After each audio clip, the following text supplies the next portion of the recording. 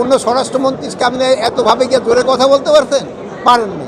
এই সময় এখন এই সরকার তো আপনাদের বলছে যে আপনারা স্বাধীন। তাদের যে প্রিপারেশন, এই প্রিপারেশন মতো কাজ আগিয়ে গেলে আমাদের নির্বাচনটা হবে খুবই সুষ্ঠু, উৎসব মুখর এবং একেবারে ফেয়ার। আমরা তো যে আপনাদের মুক্ত, সবাই যেন তার মত প্রকাশ করতে পারে। আপনারা মত প্রকাশ করেন, সত্যি মত প্রকাশ করেন। আপনারা জানেন আগামী 12ই ফেব্রুয়ারি আমাদের জাতীয় নির্বাচন। এই নির্বাচন সংক্রান্ত ব্যাপারে কিন্তু মত বিনিময় সভা। তা আপনারা আরেকটা জিনিস একটু খেয়াল রাখেন, যদি এই নির্বাচনের সাথে এটা সম্পর্ক না, যে আইন শৃঙ্খলা পরিস্থিতি আপনারা সবসময় বলেন যে কন্ট্রোল করেন না করেন। দেখেন আপনারা এখানে কয়জন সাংবাদিক, এই কয়জনের কথাটা বন্ধ করতেই কিন্তু অনেক সময় লেগে যায়।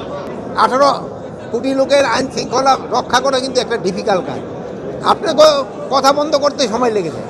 এখানে আমি তাদের সাথে মত বিনিময় সভায় আমি যেটা দেখলাম, তাদের প্রিপারেশন বেশ ভালো এবং তাদের যে প্রিপারেশন, এই প্রিপারেশন মতো কাজ আগিয়ে গেলে আমাদের নির্বাচনটা হবে খুবই সুষ্ঠু, উৎসব মুখর এবং একেবারে ফেয়ার।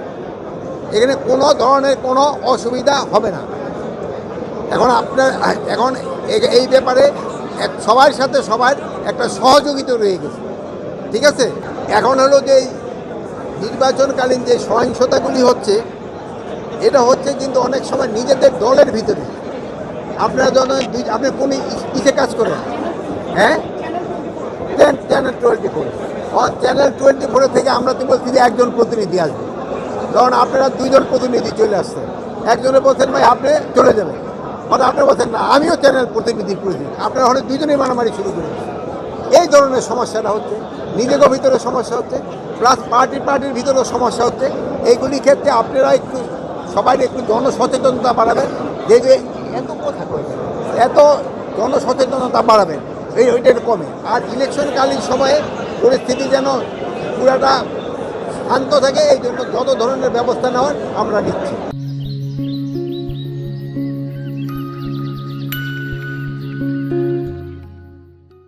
শোনেন, ওই সময় আপনারও নিয়ন্ত্রিত ছিলেন, আপনারও কিন্তু এত কথা বলতে পারতেন না। এখন যে হার আমারে প্রশ্ন করতে পারেন, ওইরকম কিন্তু প্রশ্ন করতে পারেন না। অন্য স্বরাষ্ট্রমন্ত্রী আপনি এতভাবে গিয়ে জোরে কথা বলতে পারছেন? পারেননি। এই সময় এখন এই সরকার তো আপনাদের বলছে যে আপনারা স্বাধীন, আপনারা করতে পারেন। ফেসবুকের ভিতরে যেগুলি মিথ্যা সংবাদ, এগুলি কিন্তু আপনারাই বন্ধ করে দিতে পারেন। আমরাও চেষ্টা করি বন্ধ করে দেওয়ার জন্য। আর প্লাস আপনারা সবাই অনুরোধ করবেন মিথ্যা সংবাদ যেন না দেয়, সত্য সংবাদ যেন পরিবেশন করে। আমরা তো যে আপনাদের মুক্ত, সবাই যেন তার মত প্রকাশ করতে পারে। আপনারা মত প্রকাশ করেন, সত্যি মত প্রকাশ করেন।